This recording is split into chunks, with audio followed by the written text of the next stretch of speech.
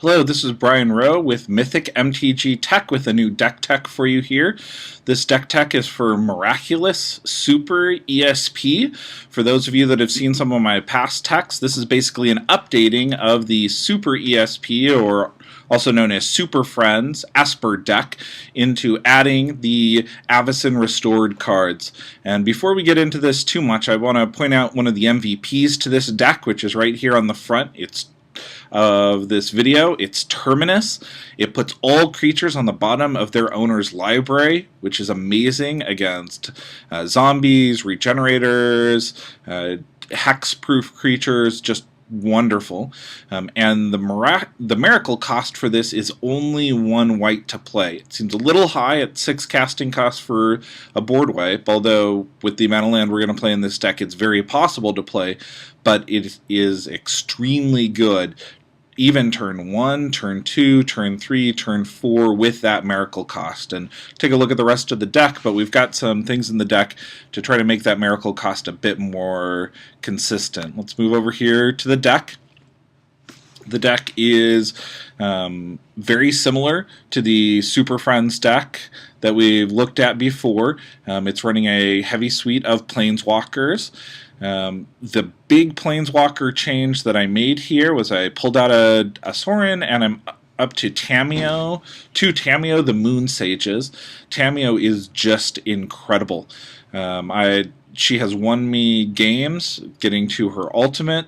Usually opponents concede at that point, although I did unfortunately have a game last night where I got up to the ultimate. I even had a Batterskull in play. My opponent didn't concede and we ran out of time. That's one of the drawbacks of this deck, is it does happen to be a little slow. But her ability to tap down a single permanent and it not untapping during your opponent's untap phase is incredible directly after a board wipe, because they're often only able to get 1 or 2 threats out after a board wipe. Let's move up and let's look at the board wipes that we're playing. We've got 2 Day of Judgments, which were already in this deck before, but we've added to that 3 Terminus.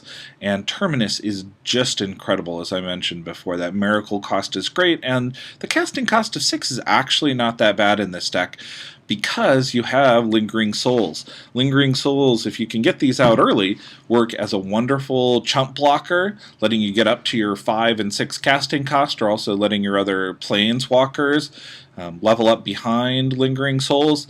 Then board wipe on turn 6 is very doable. Flashback some Lingering Souls, and then you're the one in the driver's seat.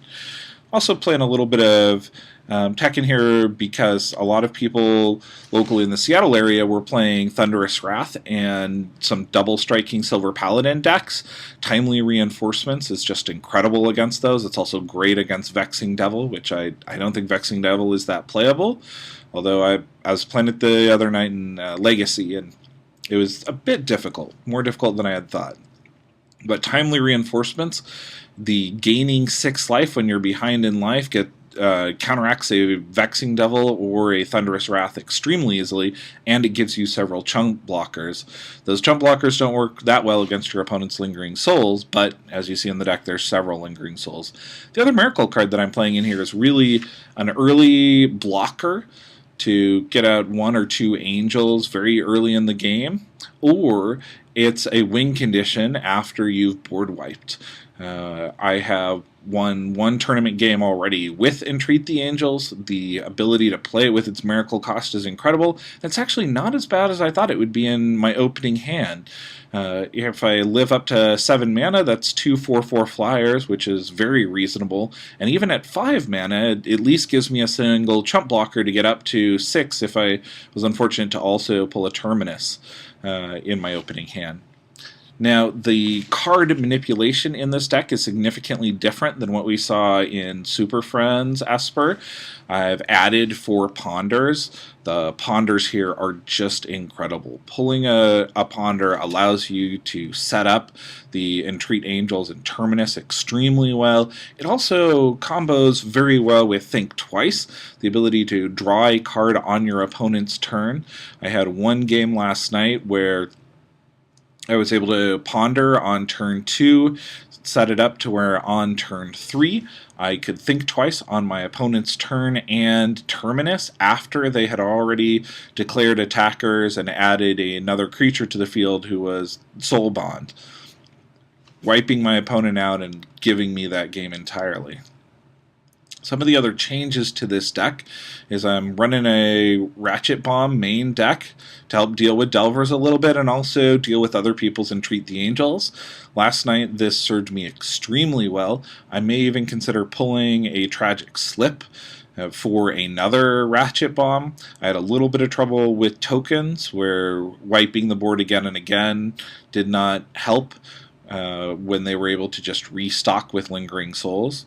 I'm running Batterskull main deck. This is working out significantly better than the Consecrated Sphinx because I've gone up in the number of board wipes that I'm playing, and Batterskull responds extremely well after a board wipe. You can also just attach him to a Lingering Souls often to get through for a significant amount of damage and leave yourself with a blocker. I'm still running a Sword main deck here, which most people I don't see running swords. The Sword of War and Peace allows me to gain some life and makes for some pretty drastic swings in life totals. Sideboard here I'm a little bit less happy with at this point. I'm still running the Celestial Purges, although I've seen a lot less black in the environment since Avacyn came out. Doomblade is nice single target removal. Ratchet Bomb, I really want to up more of these, maybe put one more in the main deck and one more in the sideboard. Revoke Existence has served me pretty well, although I would like to have another one in here. I haven't seen much control in the environment as the environment has sped up a lot, but my deck could have some serious trouble with large control, although Cavern of Souls has really changed the environment significantly, so many less people are playing mana leaks. And as you've seen in this deck build, I have no mana leaks whatsoever in here. Surgical Extraction I'm still very happy with, especially in a mirror match or just anybody playing Lingering Souls. Lingering Souls is the best card in the format, or at least up there with Delver for best card, and this gives me a wonderful advantage over those decks. Despise is for the early quick creature decks, and a lot of decks are playing strong, quick, fast creatures, even in the 3 and 4 casting cost, now that they don't have to worry about counter spells since they have Cavern of Souls. Timely Reinforcements I'm extremely happy with. I've even considered putting one more of these into the main deck. The ability to gain 6 life and drop 3 creatures is just incredible against those decks that are trying to blow you out early. Curse of Deathholds I'm less happy with in the current environment. I'm down to 1 in the main deck and 2 in the sideboard. The decks have just gotten much faster since a red is extremely viable and green even has some incredible miracle cards. Waiting around till turn 5 to get this out to only slow down those mid-range creatures is nowhere near as good as it was pre-Avacyn. I may be pulling these in favor of another board wipe or 2. And Terminus, I've got 3 currently in the main deck and 1 in the sideboard. If I update this again, I'm likely to put this into the main deck. Terminus was just amazing. I was never unhappy pulling this card. It works extremely well. So this is Brian Rowe. It's been an MTG deck tech here. If you'd like to find the deck, I've also got the deck posted up on Tapped Out, and I will update it with any future tournament reports. I would love to hear what other people are doing with Esper decks or other standard control decks. Thank you for your time. I look forward to hearing feedback.